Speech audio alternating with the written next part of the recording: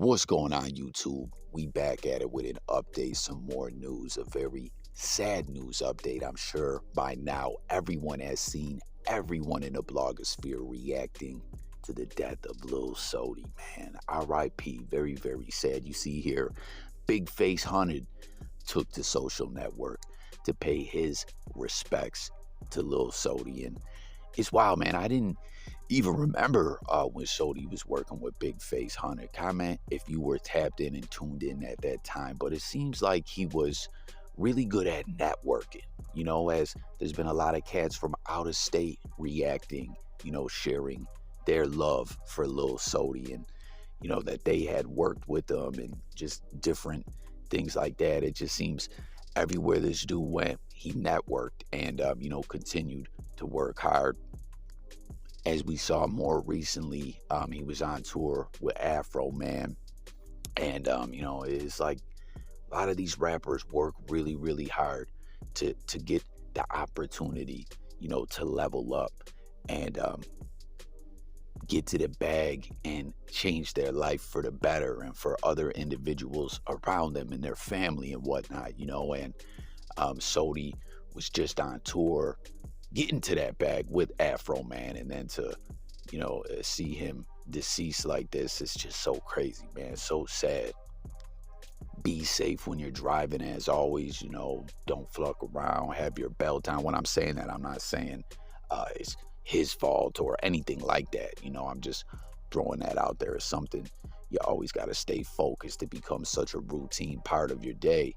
Sometimes you could be running late, driving reckless or something like that. Again, that's not what I'm saying that this case was, as not all the details have seemed to emerge yet or anything like that. But, you know, just stay on point, stay focused, and comment. Let me know your thoughts, your favorite Sodi tracks, if you felt like he was a master at networking and things of that nature as well.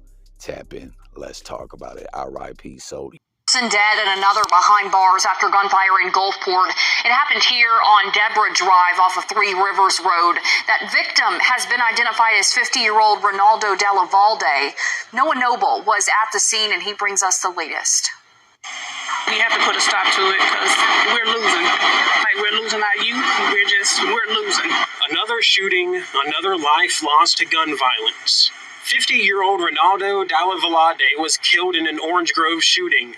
He was shot multiple times behind the wheel of a Nissan, the blood-stained sedan crashing into a neighbor's car. Moments after the gunfire, an officer was on scene. We were in the area pretty close, and we were able to respond within minutes of the call. I just wish we would have been here a little sooner. Another life also altered forever, the suspect, who Police Chief Adam Cooper says was detained immediately, brought to the station, and is cooperating with detectives. But the weight of the situation... Dead and another behind bars. Man, now this is just crazy right here. Ugly God. I haven't heard of this dude in a very, very long time. But you see, the fans were trying to decipher if this was for real, if this was official, you know, that he indeed was the individual in custody in connection with the killing of this 50-year-old man who reportedly Ugly God was very close to. You know, some are saying was like a big brother and all that, but everyone was debating, is this trolling going on or whatever? But someone related to the victim posts some receipts, you know, in the form of case files and stuff like that, and it seems it definitely was Ugly God. This was real. Now, no one knows if he is still indeed in custody. But you see the dude was shot 4 times while he was chilling in his Sentra. Man, it's like some off-the-wall-ish right here, man. Whatever, yo, were you a fan of Ugly God? What do you think about this situation? Hop in the comments with it. Stay tuned for updates.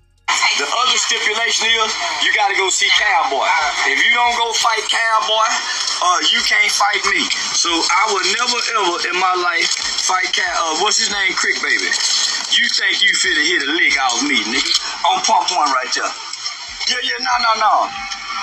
That nigga say if I turn down the fire, guess what? I'm turning it down. Nigga, I ain't never getting now one of your chance in no 6-figure deal, nigga. Fuck you. You think you slick, begging ass nigga. Stick your motherfucking ass over there with no jumper and keep getting them small ass paychecks. But nigga, I'm not finna let you get it no motherfucking money with me, nigga. Man, and then to close the news out, you heard there Charleston White. I had to edit a part out, man. He said a slur in the form of a disrespect to a particular gang. I'll put it like that and leave it like that. Charleston White, always getting extra disrespectful, always a controversial individual in the blogosphere, but many individuals love this dude, flock with his movement. How do you feel about him, and how do you feel about what he's saying there to Bricc Baby? I didn't even know they were gonna box her. That, you know, was up in the air, or a possibility, or anything being discussed in the blogosphere. But I tell you, man, these celebrity boxing matches, rapper boxing matches, as we see them go on in all different sectors of the blogosphere. There was a point in time, like in the prison sector, there were all these different boxing matches people were trying to line up. Never happened. Then there was the one that was going to happen between Milk 7-4 and Pino. Even No Jumper was involved in trying to put that one together. Never happened, you know. And not only did that fight not happen, the whole card fell apart and never happened. And I don't know, it's just whack, in my opinion, most of these boxing matches. Like, a lot of these dudes ain't going to be able to box. Like, everyone always, you know, references the Nina Boy Bosco fight, how ugly it was. It's like, yo, these dudes ain't boxers. You know what I mean? And then they got big-ass gloves on, 1-minute rounds.